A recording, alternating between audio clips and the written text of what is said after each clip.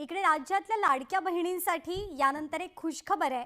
येत्या 8 दिवसात लाडक्या बहिणींचे पैसे त्यांच्या खात्यात जमा होणार आहेत। राज्य सरकारच्या वतीनं जे रिलीफ पॅकेज घोषित करण्यात आलं होतं त्याचा आज आढावा मंत्रिमंडळाच्या बैठकीमध्ये आम्ही घेतला।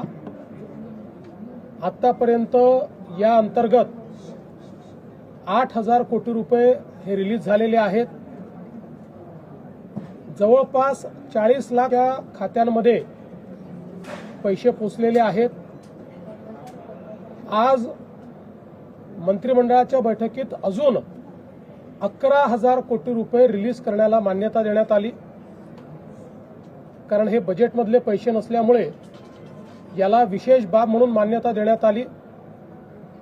आता हेही पैसे पुढच्या 15 दिवसांमध्ये च्या खात्यापर्यंत पोहोचवण्याचे आदेश आम्ही दिलेले आहेत। आत्ता जो काही निधी गेलेला आहे हा वेगवेगळ्या जिल्ह्यांमध्ये वेगवेगळ्या पद्धतीने गेलेला आहे। काही ठिकाणी तो पार्शल गेलेला आहे। याचं कारण आम्ही एक निर्णय घेतला होता की जशा याद्या येतील तशी मान्यता द्यायची, सगळ्या याद्यांकरता थांबायचं नाही। त्यामुळे कोणी हे कन्फ्युजन ठेवण्याचं कारण नाही की आम्हाला तर जे काही एनडीआरएफचे पैसे होते ते मिळाले पण 10,000 मिळाले नाहीत। ज्यांना 2 पैसे मिळाले आता त्यांच्या खात्यात 30 पैसे आपण टाकतोय। त्यामुळे माझा अंदाज असा आहे की पुढच्या 15 ते 20 दिवसांमध्ये पूर्णपणे पुढच्या 15 ते 20 दिवसात कव्हर करायचा प्रयत्न करू। 10% तरी देखील लागतील, कारण काहींच्या अकाउंट्समध्ये प्रॉब्लेम आहेत, काहींच्या रेकॉर्ड्समध्ये प्रॉब्लेम आहेत, काही ठिकाणी मल्टिपल होल्डिंग आहे, तेही सॉल्व्ह करण्याचा प्रयत्न चाललेला आहे। आता याच्यामध्ये निधीची कुठलीही कमतरता उरलेली नाही। फक्त आपण एक समजून घेतलं पाहिजे की याची प्रोसेस आहे, त्या प्रोसेसमध्ये 2 वेळा याद्या व्हॅलिडेट कराव्या लागतात। कारण जसं कोणी पात्र सुटू नये तसंच कोणी अपात्र किंवा जो एलिजिबल नाही त्याच्या खात्यामध्ये पैसे जाऊ नये याकरता याच्यात मोठ्या प्रमाणात आपल्याला त्याचं रिव्हॅलिडेशन करावं लागतं। घाई करू नका, अजून थांबतो कळून जात नाही। दुसरं असं आहे की आता मोठ्या प्रमाणात शेतमालाच्या खरेदीचा विषय आलेला आहे। याही संदर्भात आम्ही सगळीकडे आता रजिस्ट्रेशन सुरू करतो आहोत। रजिस्ट्रेशनचं कारण आपल्याला माहिती आहे, आपण ही पद्धत याकरता सुरू केली की पूर्वी जर रजिस्ट्रेशन केलं नाही तर व्यापारीच शेतकऱ्याचा माल विकत घेऊन कमी पैशाने विकत घ्यायचे आणि सरकारला जास्त पैशाने विकायचे, आणि म्हणून आता आपण शेतकऱ्यांचं रजिस्ट्रेशन घेतो आणि मग त्यांचा माल रजिस्ट्रेशन नंतर खरेदी करतो। तशा प्रकारचं रजिस्ट्रेशन आपण सुरू केलेलं आहे। शेतकऱ्यांना माझी विनंती आहे की शेतकऱ्यांनी रजिस्ट्रेशन करावं। व्यापारी जर हमी भावाप्रमाणे तुमचा माल खरेदी करत असेल तर जरूर व्यापाराला विका, पण हमी भावापेक्षा कमी भाव जर व्यापारी देत असतील तर रजिस्टर करून सरकारच्या खरेदी केंद्रावर आपला माल टाका। आपल्या खात्यामध्ये हमी भावाप्रमाणे आपल्याला पैसे मिळतील। तर या संदर्भातली सुरुवात देखील संपूर्ण राज्यामध्ये आपण केलेली आहे। यासोबत आज सोलापूर, तुळजापूर, धाराशिव ही जी आपली रेल्वे मार्ग आहे याच्या सुधारित आराखड्याला मान्यता देण्यात आलेली आहे। जवळपास 3,295 कोटीच्या आराखड्याला मान्यता दिली आहे। 50% पैसे यातले राज्य सरकार देणार आहे, 50% केंद्र सरकार देणार आहे। यामुळे मोठ्या प्रमाणात या ठिकाणी धाराशिव जिल्ह्याला तर फायदा होणारच आहे, पण आपल्याला माहिती आहे की जे काही धार्मिक पर्यटन आहे, रिलिजियस टुरिझम आहे, कारण तुळजापूर आणि पंढरपूर हे दोन्ही आपल्याकरता अत्यंत महत्त्वाचे सेंटर्स आहेत आणि त्या दृष्टीनं सोलापूर जिल्हाच एकूण अशा प्रकारे जोडला गेल्यामुळे त्याचा फायदा होणार आहे। यालाही आज मान्यता दिली आहे। आपल्याला कल्पना आहे की यापूर्वी आपल्या राज्यामध्ये आपण एक विजन 2047 बनवायला हातामध्ये घेतलं होतं। खूप मोठ्या प्रमाणात सगळ्या विभागांनी जवळपास 7 लाख स्टेक होल्डरशी चर्चा करून, सर्व्हे करून, त्यांचे एस्पिरेशन्स घेऊन आपण हा आराखडा तयार केलाय। या आराखड्यामध्ये 2030 पर्यंतची उद्दिष्ट आहेत। 2035 जेव्हा महाराष्ट्र 75 वर्षाचा होईल तेव्हाची उद्दिष्ट आहेत आणि 2047 जेव्हा विकसित भारत आपण तयार करणार आहोत तेव्हाचे उद्दिष्ट आणि त्याचा रोडमॅप आपण तयार केला आहे. आज या विकसित महाराष्ट्र 2047 हे जे आपलं डॉक्युमेंट आहे, हा जो आपला प्लॅन आहे, याला मंत्रिमंडळाने मान्यता दिली आहे आणि आता लवकरच हा प्रकाशित केला जाईल. शेतकऱ्यांचे एकूण मदती पॅकेज जाहीर केलेलं आहे त्यापैकी किती टक्के अंमलबजावणी इम्प्लिमेंटेशन असं आहे की जे थेट शेतकऱ्यांच्या खात्यात जाणार आहे ते जवळपास 21,000 कोटी रुपयाचं पॅकेज आहे.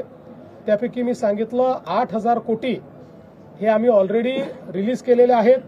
11,000 कोटी आज रिलीज करण्याकरता दिलेले आहेत आणि 1,500 कोटी रुपये स्वतंत्रपणे आम्ही रिलीज करतो. त्यामुळे ते पूर्ण जेवढं पॅकेज आहे ते सगळं रिलीज करतो. वसंतदादा शुगर इन्स्टिट्यूट चौकशी संदर्भात काही बातम्या येतात, त्यामध्ये काही तथ्य आहे की?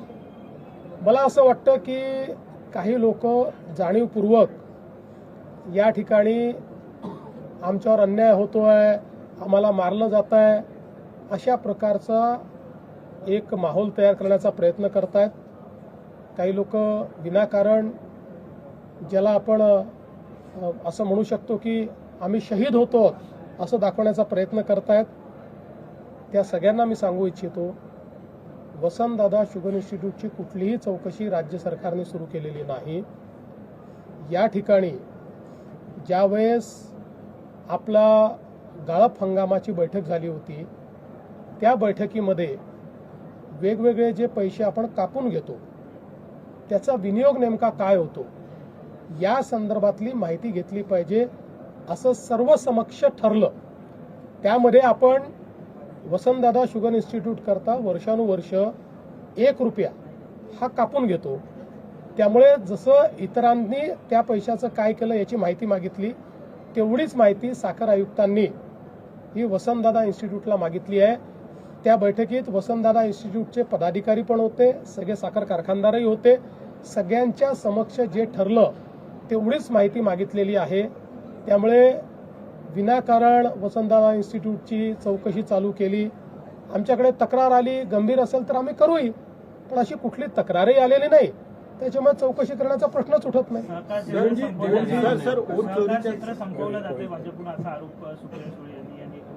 म्हणूनच मी म्हटलं की बघा, काही लोकांना रोज खोटे डॉक्युमेंट दाखवण्याची सवय जडली आहे.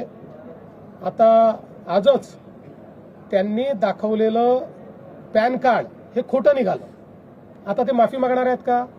त्यांनी जाहीर माफी मागितली पाहिजे. त्या संदर्भात तर आता म्हणजे ते पॅन कार्ड नेमकं काढलं कोणी याच्यावर आता FIR दर्ज होतोय.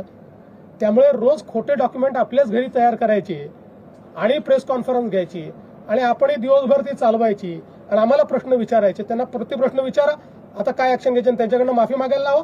खोटं डॉक्युमेंट महाराष्ट्राला दिल्याबद्दल ते माफी मागणार आहेत का? त्यांना मागायला लावा माफी. बच्चू कडू यांनी दिलेल्या निवेदनासंदर्भात आपण बैठक बोलली होती, परंतु कुठलाच शेतकरी नेता असं आहे की रात्री उशिरा 1 वाजता बच्चू कडू यांनी मला मेसेज पाठवला की आम्ही बैठकीला येणार असं आपल्याला म्हटलं होतं, पण आमचे सगळे शेतकरी नागपूरला जमा होत आहेत आणि आम्हीच तिथे नसलो तर त्यातनं वेगळं कन्फ्युजन तयार होईल, म्हणून आमचं मागणीपत्र आम्ही तुम्हाला पाठवतो आहोत, तुम्ही त्याच्यावर निर्णय करावा आणि आम्ही काही बैठकीला येणार नाही. त्याच्यामुळे आम्ही ती बैठक रद्द केली. आता त्यांचं जे मागणीपत्र आलं आहे त्यातल्या ज्या गोष्टीवर सकारात्मक निर्णय करता येतील, ज्याच्यावर तातडीने निर्णय करता येतील ते निर्णय आम्ही करू. त्या संदर्भात विभागाला आम्ही सांगितलेलं आहे. मतचोरी संदर्भामध्ये वारंवार केलं जात आहे. काल देखील आदित्य ठाकरे जसं राहुल गांधींनी पत्रकार परिषद घेऊन बोगस मतदान आहे असं दाखवलं होतं, तसं आदित्य ठाकरेंनी दाखवलं. माझी अशी अपेक्षा होती की आदित्य ठाकरेंनी मी महाराष्ट्राचा पप्पू आहे असं प्रदर्शन हे करू नये अशी माझी अपेक्षा होती. कारण मला वाटत नाही की ते महाराष्ट्राचे पप्पू आहेत, मी काही त्यांना असं म्हणतही नाही. पण ज्या प्रकारे राहुल गांधींनी मोठी स्क्रीन लावून त्याच्यावर इकडून तिकडे येरझाऱ्या घालायच्या आणि खोदा पहाडवर चुहा भी नाही निकला